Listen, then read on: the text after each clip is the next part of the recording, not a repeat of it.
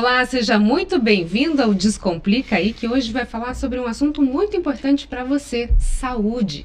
E sobre isso a gente conversa hoje então com o Sérgio Tadeu, diretor comercial da Blumed. Tudo bem, Sérgio? Seja muito bem-vindo. Vamos descomplicar a vida hoje? Oi, Roberta. Prazer estar aqui com você. Vamos descomplicar, sim. Tudo bem, Ademir? Boa tarde para vocês. Vamos bater um papo sobre saúde? É isso aí. A gente conversa também com Ademir Pestana, que é presidente da Beneficência Portuguesa. Tudo bem, Ademir? Seja muito bem-vindo. Descomplica aí. Descomplicar mesmo. A vida é tão difícil e descomplicá-la é o caminho. E o nome do programa é muito sugestivo, né, nessas épocas de hoje. Enfim, para cumprimentar aqui o Sérgio, né, e você, Roberta. Obrigado aí pelo convite e vamos em frente. Vamos então descomplicar a sua vida, porque quando a gente fala de saúde, geralmente as pessoas ficam muito preocupadas, com muitas dúvidas, e o nosso governo tem trazido algumas inseguranças também. Então vamos começar aqui com o Sérgio, que é diretor comercial do Plano de Saúde da Blumed, que enfrentou uma pandemia, né, Sérgio? Enfrentou as consequências dessa pandemia. Não foi nada fácil isso? Não, Roberta, não foi nada fácil. O Brasil, ou o mundo, né? O mundo não estava preparado. Bom, ninguém está preparado por porque nós passamos por um vírus devastador que foi esse. E até agora, depois de um ano e meio pós-pandemia, ainda estamos sofrendo as consequências, né? Nós tínhamos um modo de cuidar da nossa saúde antes da pandemia. A pandemia fez com que nós refletíssemos sobre o nosso conceito de saúde e houve uma mudança. Hoje nós vamos mais nos médicos, nós nos prevenimos mais. Ao invés de automedicarmos, hoje, na dúvida, a gente procura mais o médico.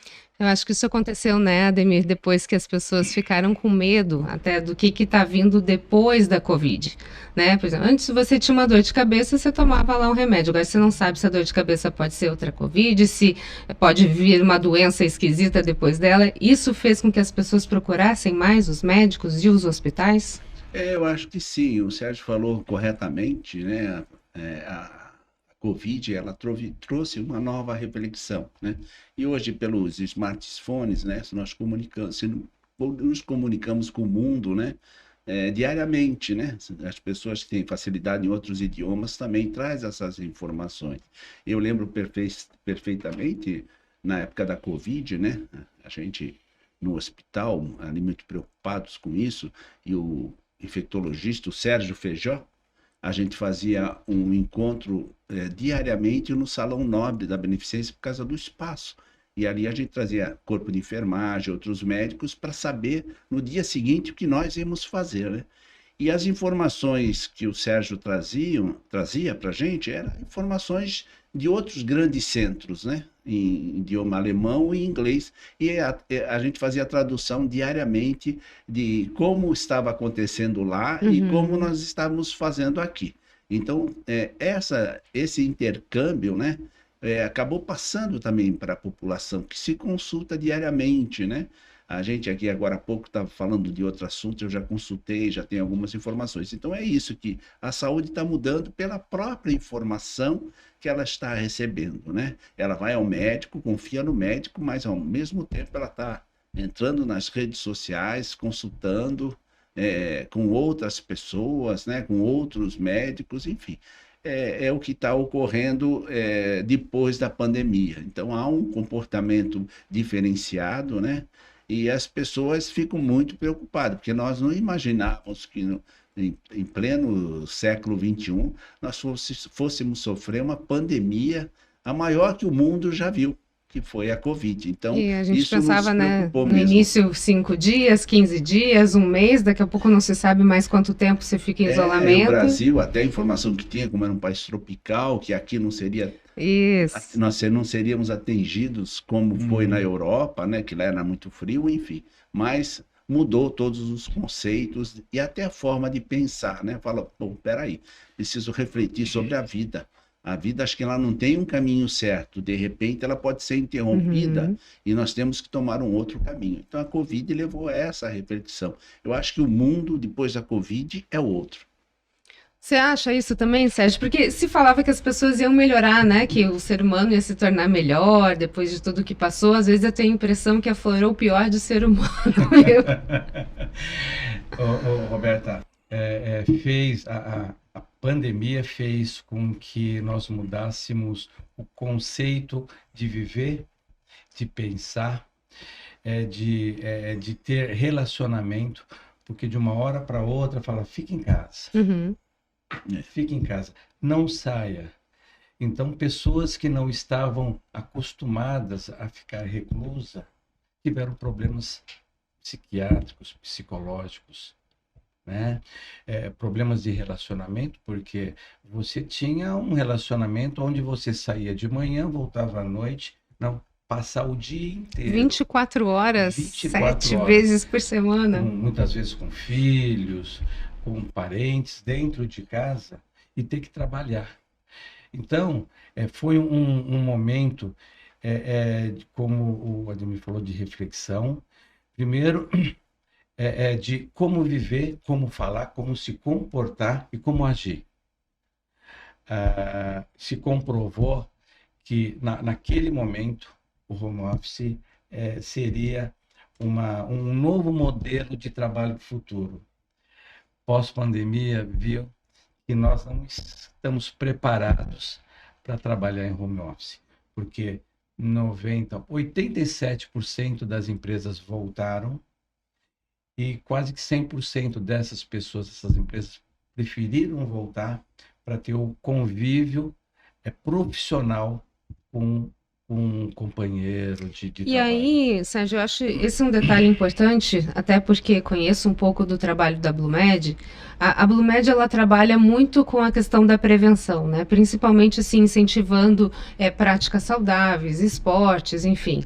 Quando você toca nesse assunto, a gente percebe que o ser humano ele voltou a trabalhar de forma presencial muito mais porque ele tem essa necessidade de relacionamento, né? E isso faz parte de uma vida saudável também.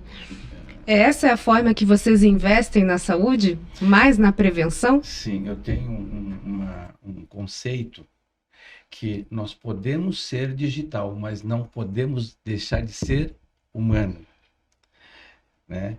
O convívio diário com o ser humano, a energia, é muito importante para nós. Entendemos que o esporte, ele é sinônimo de saúde, né? Por isso que a gente investe no atleta. Temos alguns exemplos que a gente não divulga muito, mas gostamos de apoiar o atleta, porque se tem saúde, você tem BlueMed, tem um plano que está por trás de uma prevenção. Então, o sinônimo de saúde para a BlueMed é ter um atleta que se previne. Aí que a gente está falando de esporte, a Beneficência Portuguesa também tem uma questão muito importante quando a gente fala de um tratamento humanizado, né, Ademir? E vocês têm um trabalho muito bacana em relação a isso. O que vocês têm feito agora, as últimas ações? Então, é um diferencial do hospital, né? Nós temos aí a Humaniza SUS também, que do próprio governo federal, com relação aos hospitais filantrópicos, que tem as alas do SUS como o nosso, mas o nosso avançou um pouquinho mais, né? É como nós estávamos comentando aqui, né? O ser humano é um ser social, né? E na hora que ele talvez mais precise, né, num hospital, nós procuramos tratá-lo dentro do hospital como pessoa, deixar o paciente para o médico. Até nossas equipes de técnicos de enfermagem, enfermeira, a gente tem trabalhado muito nesse aspecto, né? Dela ter a formalidade do tratamento, mas tratar a pessoa como pessoa, não como paciente. E isso muda um pouquinho o comportamento, né? Sim. É pegar na mão do paciente, é conversar com o paciente, é ter informações do paciente, né? E ao mesmo tempo, ela percebe, a pessoa, que há uma atividade diferenciada além da médica, né? Que é o dia feliz, a tarde da beleza, né? O dia da Tem tudo alta, isso tem lá? tudo isso. A visita dos pets. Me explica essa aí da beleza que eu gostei. Então, a gente tem uma parceria com a Casa 67, né? Que é um salão aqui na Vila Sim. Rica de Santos, viu, Sérgio? Tá. E eles começaram a ter contato com a humanização da beneficência através de alguns pacientes.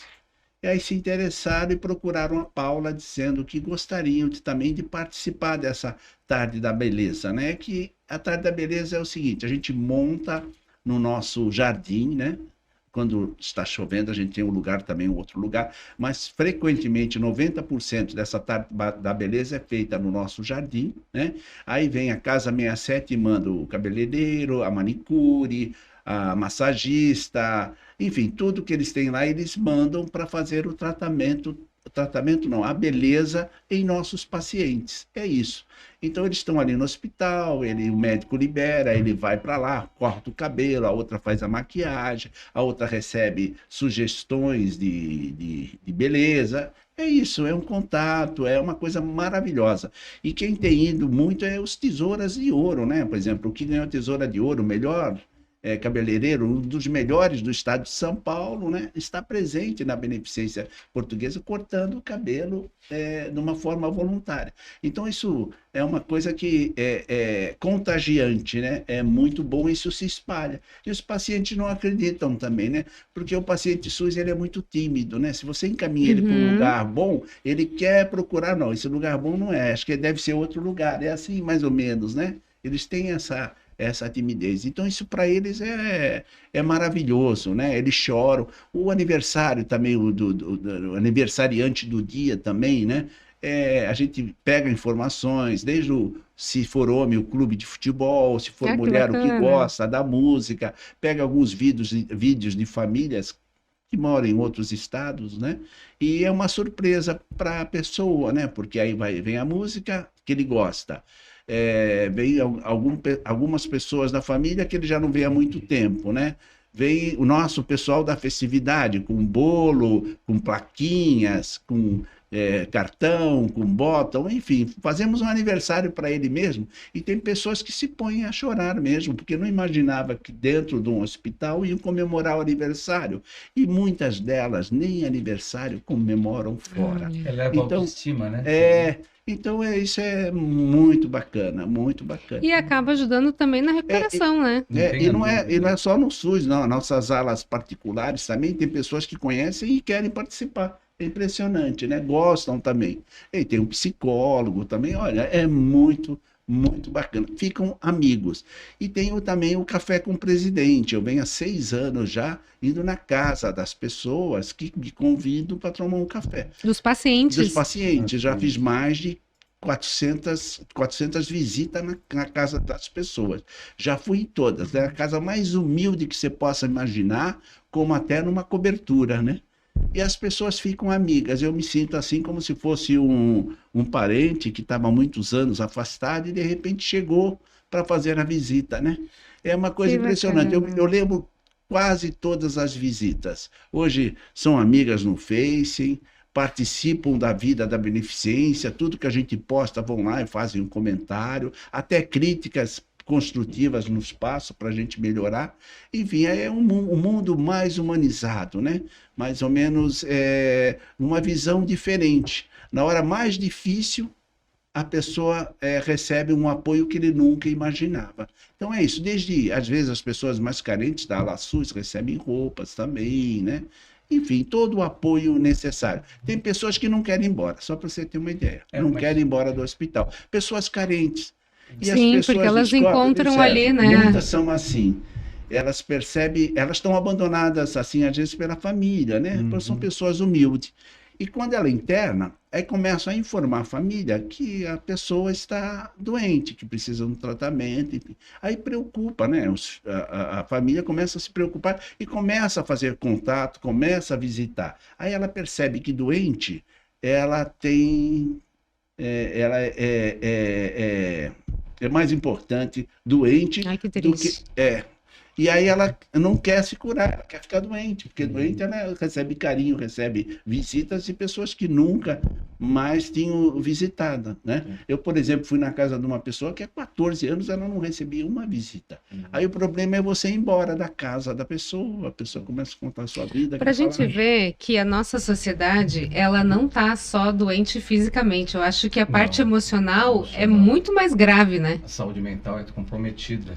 Relacionamento. Mas é difícil você quebrar isso. As pessoas hoje são muito cautelosas, vamos dizer assim. Ela precisa ter muita informação para ela ceder, Sim. né? Ou ela assistir e perceber que ali tem seriedade, que a condução é em busca de uma coisa melhor para todos, né? Caso contrário, as pessoas elas são meias ressabidas disso. É difícil você ultrapassar essa barreira, né?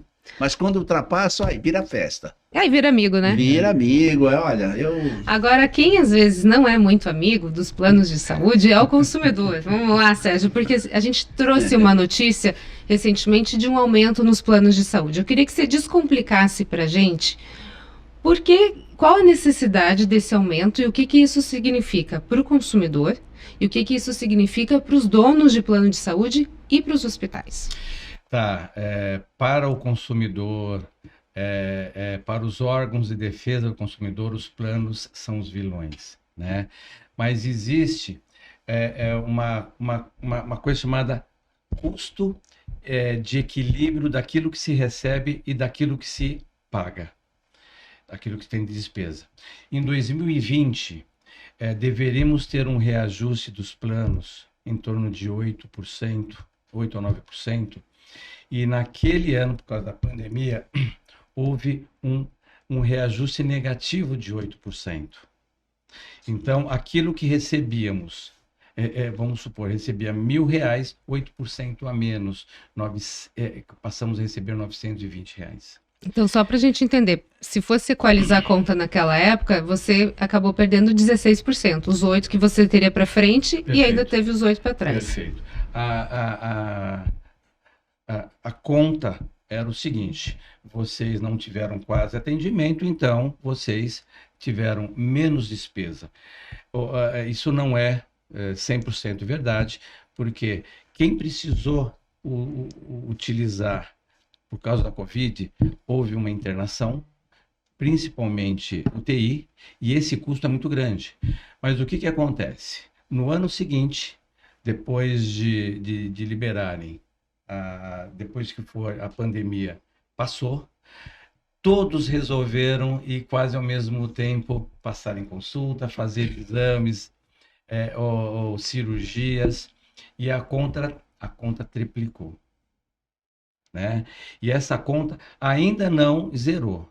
Eu acredito que vamos levar até dezembro desse ano para a gente descomplicar a nossa quantidade de atendimento e a nossa utilização.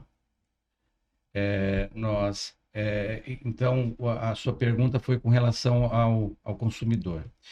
Na época, ele teve um reajuste negativo, houve uma diminuição, só que no ano seguinte, praticamente, ele teve 4% de reajuste, porque foi 12%.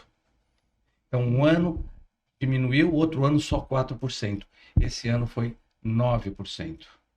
Então, na verdade, a expectativa é que no próximo ano a conta zere. Se tudo continuar como está, né? Eu falei do 12, o ano passado foi 15. E esse ano foi 9. Ano passado 15 e esse ano foi 9. Ok. Então, 7 o ano passado e tirando os 8, né? Negativo. Lembrando, a gente estava devendo 16, exatamente, né? Então aí você faça a sua conta. Exatamente. É uma conta matemática. Mas o que acontece?